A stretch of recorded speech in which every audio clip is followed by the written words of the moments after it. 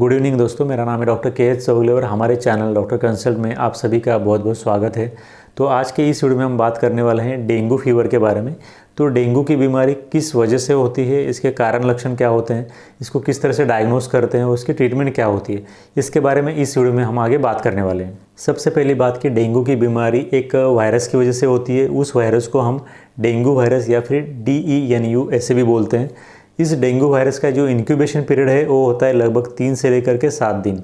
मतलब अगर ये डेंगू का वायरस आपके बॉडी के अंदर चला जाए तो इसके लक्षण आने में कम से कम 3 से लेकर के 7 दिन लगते हैं। तो एडिस इजिप्टी प्रजाति के जो मच्छर होते हैं वो इस डेंगू की बीमारी को एक व्यक्ति से दूसरे व्यक्ति में फैलाने का काम करते हैं। तो इस तरह से मस्किटो बाइट की वजह से ये डेंगू की बीमारी काफ़ी ज़्यादा फैल सकती है। डेंगू के फीवर में जब भी कॉम्प्लिकेशन हो जाता है तो कॉम्प्लिकेशंस में उस पेशेंट के अंदर काफ़ी तेज़ बुखार आना, इसके साथ साथ उस पेशेंट के बॉडी के अंदर ब्लीडिंग होना, फिर प्लाज्मा लीकेज होना, ये कुछ ऐसे मेडिकल कंडीशंस है जो कि उस पेशेंट में डेंगू के एडवांस कंडीशन में हो सकते हैं। अगर किसी भी व्यक्ति में डेंगू की बीमारी हो जाती है, वो व्यक्ति डेंगू पॉजिटिव आता है, तो हम हमेशा उस पेशेंट को एडवाइस करते हैं कि हॉस्पिटल में एडमिट होना या फिर हॉस्पिटलाइज होना काफ़ी ज़्यादा ज़रूरी होता है। क्योंकि जिस तरह से आपकी केयर एक हॉस्पिटल में की जाती है एडमिट होने के बाद, उस तरह की प्रॉपर मेडिकल केयर आपको घर में सही तरीके से मिल पाए ये पॉसिबल नहीं होता है। क्योंकि आपको समय समय पे डॉक्टर चेक कर सकते हैं, समय समय पे दवाई बदल करके दे सकते हैं। आप हर थोड़ी देर में अगर आपको कुछ तकलीफ़ है तो आप अपने डॉक्टर को बता सकते हैं।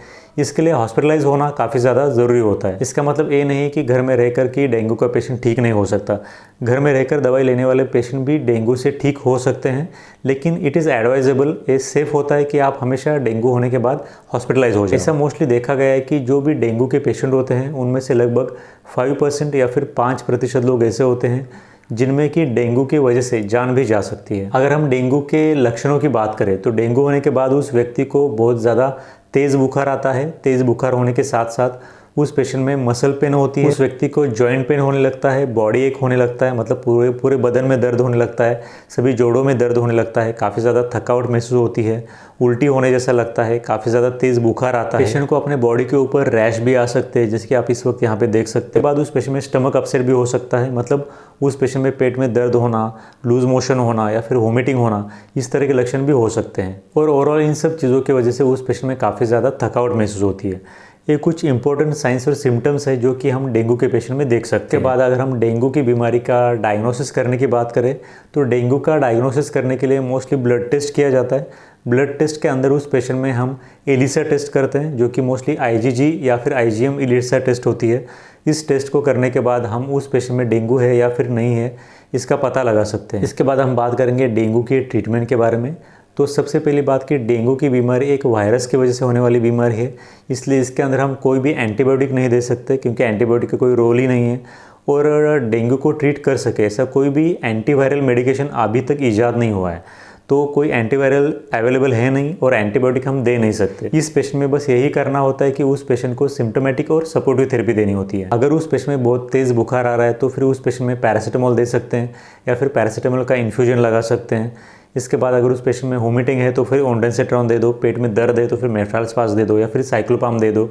इस तरह से जो भी सिम्टोमेटिक ट्रीटमेंट होती है, जो भी सपोर्टिव थेरेपी होती है वो दी जाती है। अगर उस पेशेंट में ठीक से हाइड्रेशन स्टेटस मेंटेन नहीं किया जा रहा है तो फिर उस पेशेंट में हम IV फ्लूइड्स दे सकते हैं, जैसे कि IV DNS, IV RL, इस तरह के IV फ्लूइड्स दे सकते हैं। अगर किसी भी पेशेंट में हॉस्पिटलाइज होने के बाद भी उस पेशेंट में अगर प्लेटलेट काउंट काफ़ी ज़्यादा कम हो चुका है, उससे उस पेशेंट में अगर ब्लीडिंग का खतरा काफ़ी ज़्यादा बढ़ चुका है तो फिर उस पेशेंट में हम प्लेटलेट ट्रांसफ्यूजन भी कर सकते हैं। डेंगू की बीमारी को अगर हम शुरुआत से ही सही ट्रीटमेंट दे दें तो ये डेंगू की बीमारी ज़्यादा से ज़्यादा 15 दिन में, मतलब कि 2 हफ्तों के अंदर अंदर पूरी तरह से ठीक भी हो सकती है। डेंगू की बीमारी की जो लास्ट स्टेज होती है उसको हम कन्वल्सिव फेज बोलते हैं, जिसके अंदर उस पेशेंट में बॉडी के अंदर की ब्लीडिंग होना या फिर प्लाज्मा लीकेज होना, इस तरह के जो कॉम्प्लिकेशंस होते हैं वो हम देख सकते हैं इस फाइनल स्टेज में।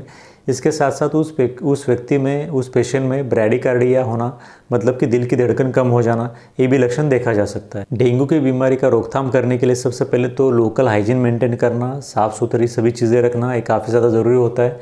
मच्छरों से बचना काफ़ी ज़्यादा ज़रूरी होता है। डेंगू को रोकने के लिए वैक्सीन भी आती है, लेकिन जो डेंगू की वैक्सीन होती है वो कहाँ तक यूज़फुल है इसके बारे में काफ़ी ज़्यादा डाउट्स है, क्योंकि ये वैक्सीन सभी तरह के पेशेंट में एक जैसा ही काम नहीं करती है।